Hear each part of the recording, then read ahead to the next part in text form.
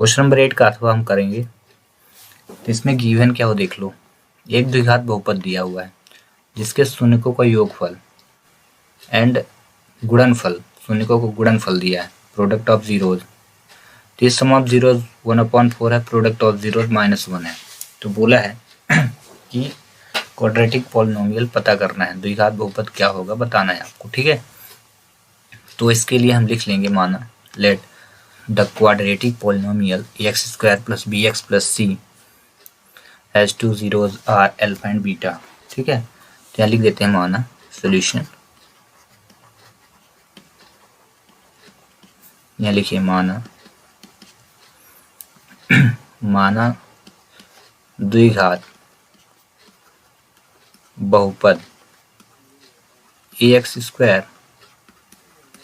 + bx + c के दो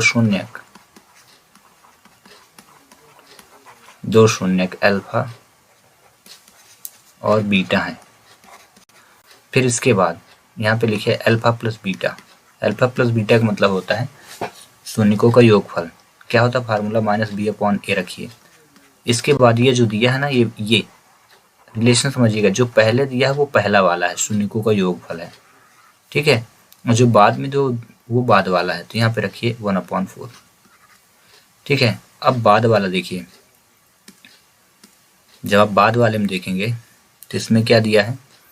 शून्यकों का गुणनफल दिया है, देखिए शून्यकों का गुणनफल, तो ये बाद वाला है ये, तो इसको आप बाद में ही रखिए। तो यहाँ लिखिए alpha dot beta is equal, क्या दिया है, होता क्या है c/a। फार्मूला भी है, याद कर लेना, अगर ये नहीं बनेगा तो गड़बड़ी होगी। और दिया है -1।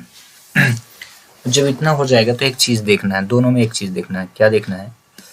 देखो जब फार्मूला देखे तो यहाँ पे देखो, यहाँ a लिखा है ना, और यहाँ पे भी a लिखा है।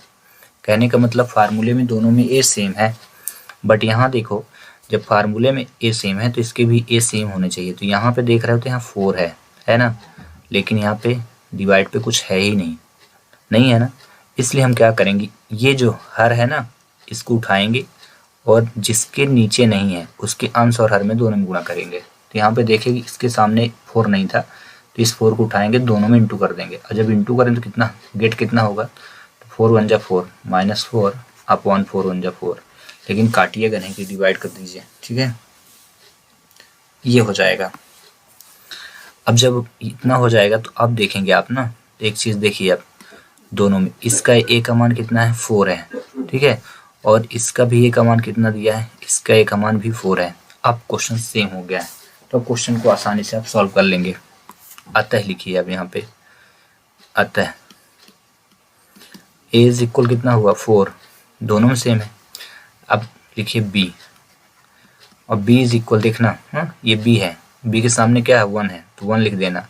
उसके बाद ये जो चिन्ह है ना, ये चिन्ह इसका इंटू करना उधर, तो प्लस में था तो माइनस हुआ। अब आते हैं सी पे, तो इस सी का मान ये नहीं देखिएगा, यहाँ पे देखिए जो निकला सेकंड स्टेप पे जो निकलता हुआ सी, तो सी के सामने क्या दिया है, -4, तो यहाँ लिख दीजिए -4। इतना करने के बाद यहाँ पे लिखना है इस प्रकार द्विघात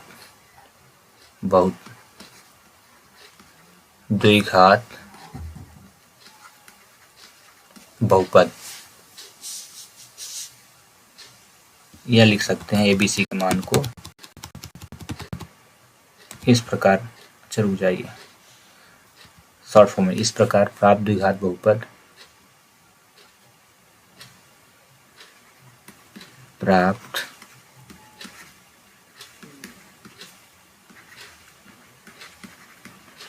क्या हो जाएगा देखना। ये जो फार्मूला है ना, ये यहाँ पे आप रख लो ax² + bx + c, ये रफ वर्क के लिए आपको बताता हूँ। फिर यहाँ पे जहाँ a है वहाँ a का मान रख देना, तो a का मान कितना है, 4, यहाँ रख दो 4, तो 4x² हो गया। फिर b की जगह कितना दिया है, -1, तो आप रख देना यहाँ पे -1 और इंटू x कर देना, प्लस c की जगह क्या दिया है, -4 दिया है ना, कभी गलती नहीं होगी, ऐसे कर लेना। इसके बाद इसको सॉल्व कर दो, तो 4x² प्लस माइनस कितना हुआ, माइनस, और 1 का इंटू x में तो x आएगा, और प्लस -4। और इस प्रकार ये जो क्वेश्चन आया ना, इसी को लिखना है। इस प्रकार प्राप्त द्विघात बहुपद क्या हो जाएगा, 4x² -x-4 होगा। एक क्वेश्चन हो जाएगा सॉल्व। तो जब ABC का मान निकल आए ना, तो लास्ट में क्या करना, आप जैसे मैंने किया ना, इक्वेशन को हमने रख लिया, लास्ट में इक्वेशन को हमने रख लिया और उसके इक्वेशन रखने के बाद क्या कर दिया, ABC का मान रख दिया, ABC जो आपने निकाला ये रखने के बाद जब सॉल्व करेंगे जो इक्वेशन बनेगा उसको आप यहाँ रिप्रेजेंट कर देना कि हमारा आंसर है। ये रफ वर्क है, फिर लास्ट में आप रफ वर्क को काट देना, तो कभी भी आपकी गलती होगी ही नहीं, वो क्वेश्चन बिल्कुल रियलिटी में सही हो जाएगा।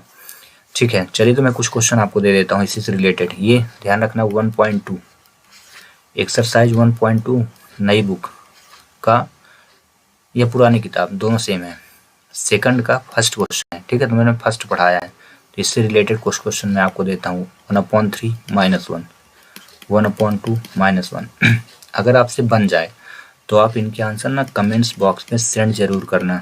ठीक है, इनकी प्रैक्टिस भी हो जाएगी और मैं जान भी जाऊंगा कि आपको समझ में आ गया कि नहीं। Okay, till thanks for watching.